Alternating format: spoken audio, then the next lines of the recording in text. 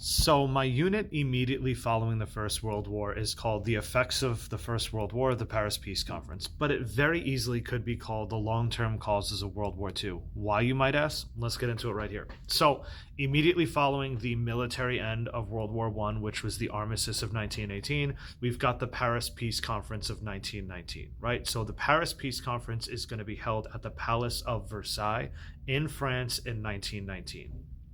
The goal of this conference is to figure out how to properly punish the nations that lost the First World War. The focus of that conference was what to do with Germany, all right, being the largest and most powerful of the countries that lost World War One, right? The three countries that are going to be put in charge are kind of come to be known as the big three. You can call them the big four if you want to put Italy into it.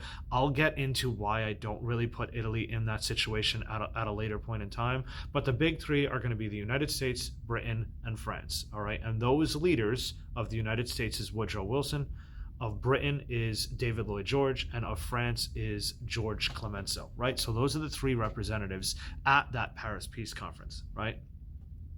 When it comes to what to do with Germany, right, the overwhelming focus question of the conference, they have very different interpretations of what to do. All right.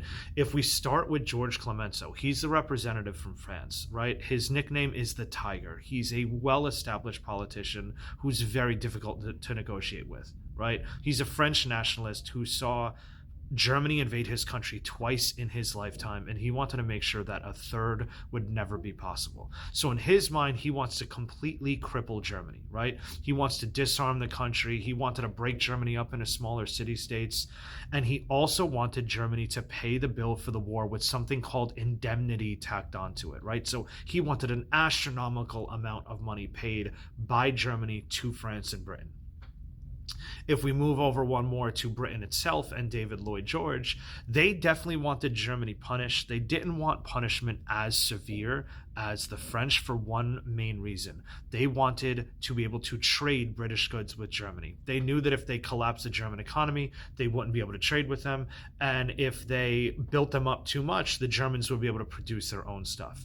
And then over on the other end, we've got Woodrow Wilson. And Woodrow Wilson's going to be a complex situation because we've got the leader wanting one thing and the state that leader represented wanted a completely different thing. So that's going to be another video probably tomorrow's, but that's why the Paris Peace Conference gets off to this really kind of rocky start. We've got those three leaders want very different things and only one is going to prevail, and it's probably the reason World War II breaks out. Hope that helped.